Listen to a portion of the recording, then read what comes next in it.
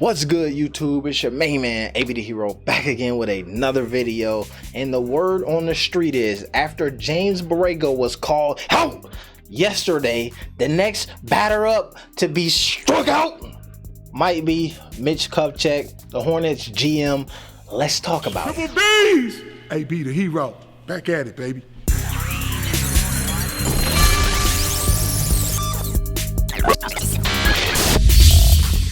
First things first, every last one of y'all who hit the like button before that intro was over, you the real MVPs and you're officially a part of the Wu-Tang Clan. Now, let's get into this. So yesterday we did a video probably about 20 minutes long, and we talked about James Borrego's situation, right? I went through and I looked at all of the comments and reactions from Hornets Nation, the Ballerverse, everything, right? We talked a little bit about it all. And after I really sat on that and I thought about my thoughts and opinions on it, I really feel like the main reason they had to get rid of Borrego was that locker room tension that just seemed to just come up throughout last year's season at the wrong times. There's a few times where that Hornets team, who was playing really good basketball, went on losing streaks. And it just seemed like it was due strictly to the atmosphere in the locker room, right? It felt like things that Borrego was trying to put in place and messages they was like, we don't want it. Get up out of here.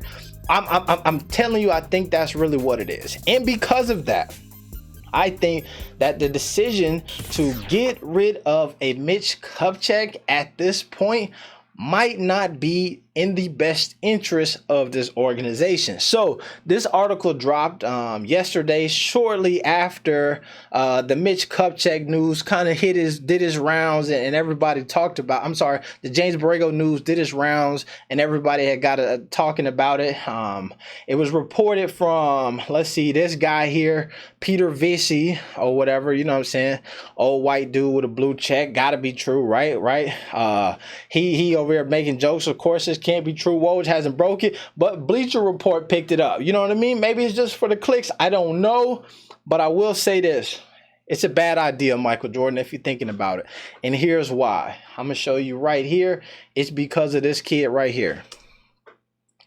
His name is Lamelo Ball. And in 2 years, he's going to be ready to start exploring options. Right? And when you fire your head coach and get a new one, like you shake things up a little bit.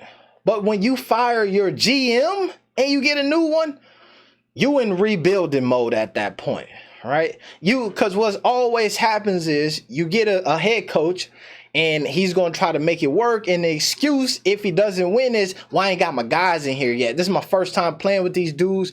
A GM, even the same. I ain't got my draft picks in here yet. I ain't got the free agents. I just had to get a couple free agents and make trades what I could do. But my plan really ain't in place yet. So at least with a Mitch Kupchak, hopefully he's had a plan in place for the last couple of years, starting to see how this roster is developing, and he can make some calls that make the best out of the next 2 years, as opposing to having to start all the way over, because you got a generational talent on your team by the name of Lamelo Ball, and it would suck for him to have 2 more losing seasons because a new coach trying to figure it out. I need to get the chemistry right. I'm trying to know what I got in the locker room. Play to everybody's strength. A new GM. I'm trying to get my draft picks, and I'm trying to clean up what Mitch did and all of this stuff. That would suck for them, right? So with that, I'm hoping that this article here is not necessarily true.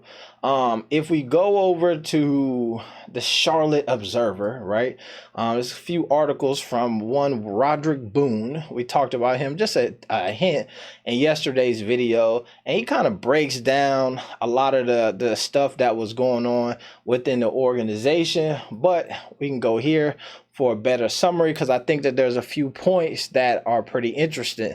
All right. here's what I'm saying to you, and I think it's important to keep some kind of stability within that front office. It says right here, league sources has told the boy Rod Boone that all of the staff members who Borrego hired, they're gonna keep their jobs until they get a new coach in there, and he gonna be able to determine who he want to hire. That means not only you losing the head coach, you potentially losing that whole entire assistant coaching staff. That's a lot, especially for a team with chemistry issues. You bringing in a lot of dudes. This may be somebody's first time. And I'm going to tell y'all, the worst thing in the world is a first-time head coach. First-time head coach is the worst because they coming in there strict.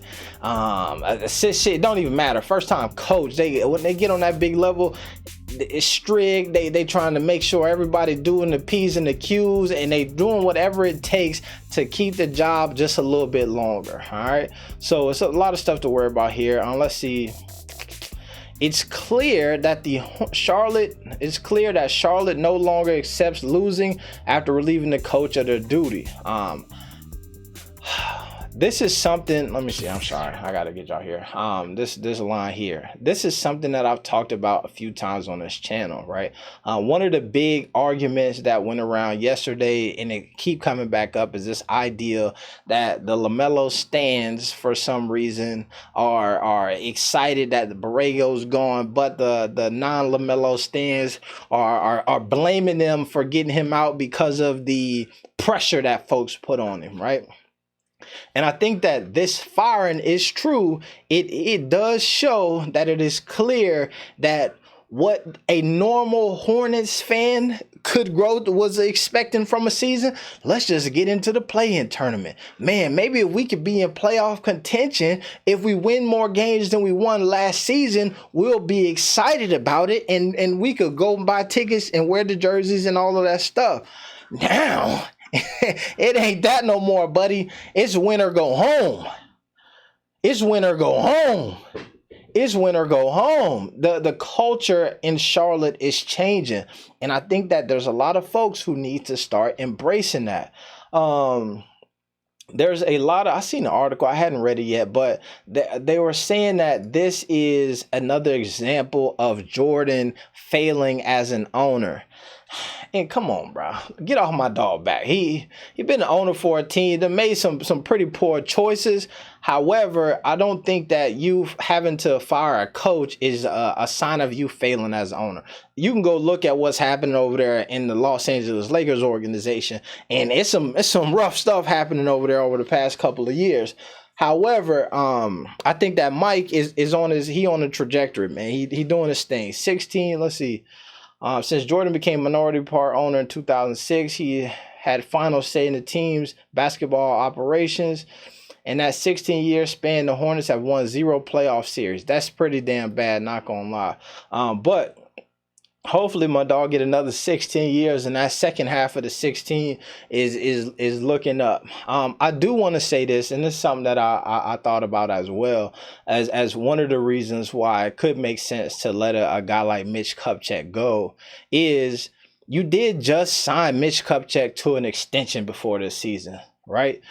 In the same season that you didn't want to pay Miles Bridges, and he outperformed the contract. Now you got to really pay Miles Bridges to keep him there, because he is a hot commodity on the open market coming up. So you look at now, you fired James Borrego after you just gave him an extension, and now you gotta pay that out. The duck has got to keep coming in. So if I'm Michael Jordan, I'm a little bit pissed.